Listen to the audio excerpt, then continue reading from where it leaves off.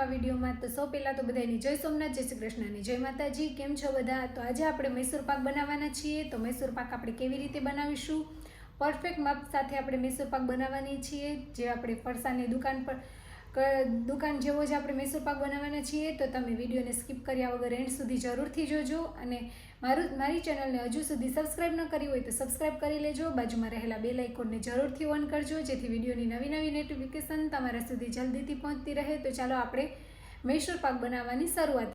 તો મૈસૂર પાક બનાવવા માટે આપણે જે રેગ્યુલર ચણાનો ઝીણો લોટ આવે છે તે લીધો છે, ઘી છે 1 વાટકી, અને તે જ વાટકીના માપથી ખાંડ લીધી છે। તો બધું એક જ સરખા પ્રમાણનું આપણે લીધું છે। તો ચાલો હવે આગળની પ્રોસેસ ચાલુ કરીએ।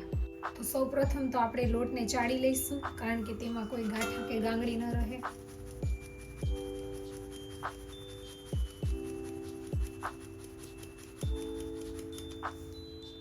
તો આપણે લોટને ચાળી લીધો છે। હવે તેમાં આપણે અડધી વાટકી ઘી ઉમેરીશું અને બરોબર મિક્સ કરી લેશું લોટ અને ઘીને।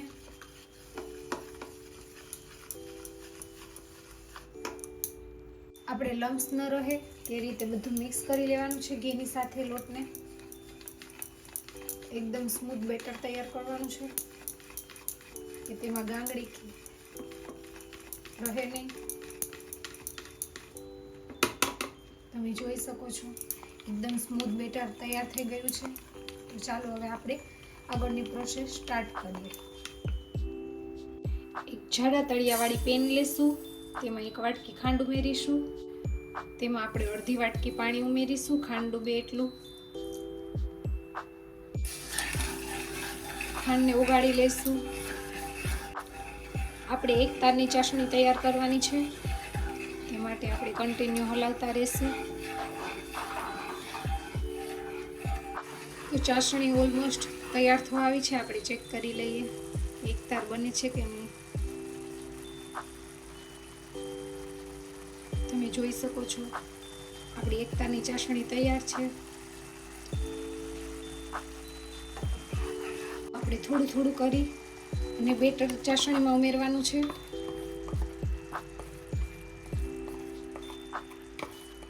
બધું બેટર ઉમેરી દઈશું। હવે બેટરને કન્ટિન્યુ હલાવતા રહેશું।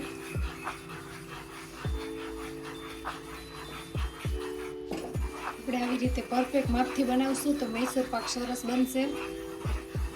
હવે આપણે કન્ટિન્યુ હલાવતા રહેવાનું છે 5 થી 10 મિનિટ માટે।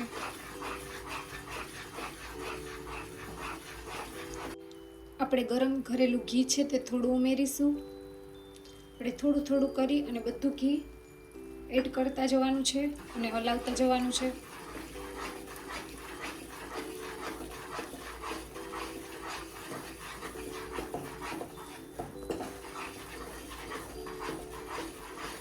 આ પ્રોસેસ જ મહત્વની છે ફેમિલી। જેમ જેમ તેમાં હવા ભરાશે તેમ લોટ ફૂલશે, અને તેમ આપણો મૈસૂર પાક ખૂબ જ સરસ અને ટેસ્ટી બનશે।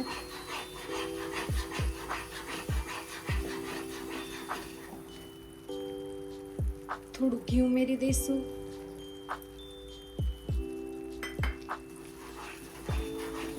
આવી રીતે આપણે થોડું થોડું ઘી ઉમેરતા જઈ અને જ્યાં સુધી પેન ઘી છોડે નહીં ત્યાં સુધી આપણે લોટને હલાવતા રહેવાનું છે કન્ટિન્યુ।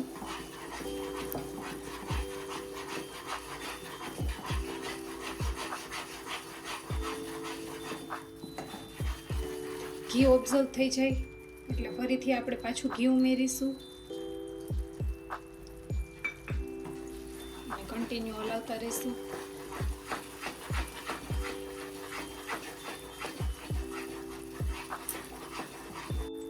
ફરીથી આપણે જે બચેલું ઘી છે તે ઉમેરી દઈશું, કન્ટિન્યુ હલાવતા રહીશું જ્યાં સુધી પેન છોડે નહીં ઘી, ત્યાં સુધી આપણે તેને સતત કન્ટિન્યુ હલાવતા રહેવાનું છે। તો આપણે બધું જ ઘી ઉમેરી દીધું છે અને તમે જોઈ શકો છો કેવી સરસ જાળી પડે છે। આપણે એને હજી ઘી છૂટું ન પડે ત્યાં સુધી હલાવતા રહીશું। મસ્ત મૈસૂર પાકની જાળી પડી ગઈ છે। And let's see continue. જો આપણે જોઈએ તેવો લોટ કલર ચેન્જ નથી થયો અને પેન જ્યાં સુધી ઘી છોડે નહીં ત્યાં સુધી એને કન્ટિન્યુ હલાવતા રહીશું.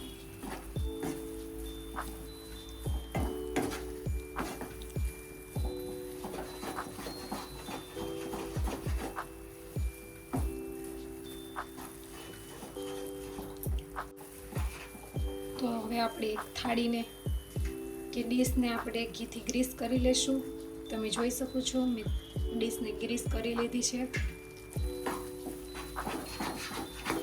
ગેસની ફ્લેમ ઓફ કરી દઈશું ને થોડી વાર માટે આપણે જ્યાં સુધી પેન ગરમ છે ત્યાં સુધી હલાવશું.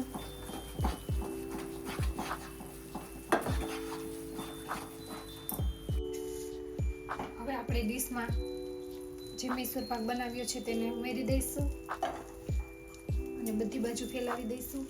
ગરમ ગરમ છે ત્યાં.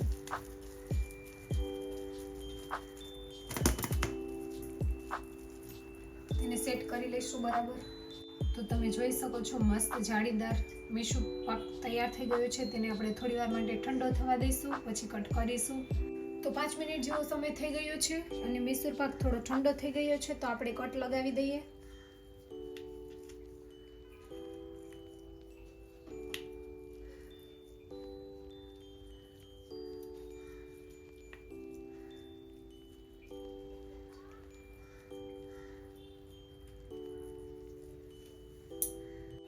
તો મસ્ત મજાના કટ લગાવી દીધા છે. હવે આપણે તેને અડધી કલાક માટે સેટ થવા દઈએ, પછી સર્વ કરીશું. તો ફેમિલી, આપણે મૈસૂર પાકને ડિમોલ્ડ કરી લીધો છે. તમે જોઈ શકો છો છે ને એકદમ દુકાન જેવો જ મૈસૂર પાક અને કલર ને ટેક્સચર ને બધું તમે જોઈ શકો છો. હું નજીકથી બતાવું તમને. એકદમ સરસ દુકાન જેવો મૈસૂર પાક તૈયાર છે. તો ચાલો આપણે હવે તેને સર્વ કરીશું.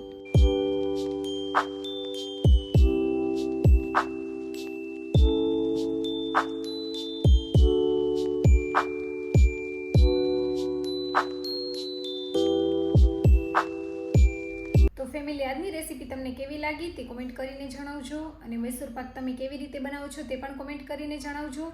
અને હજુ સુધી મારી ચેનલને સબસ્ક્રાઈબ ન કરી હોય તો સબસ્ક્રાઈબ કરી લેજો. તો મળશું આવી નવી રેસીપી સાથે. આવજો. જય સોમનાથ. Bye bye.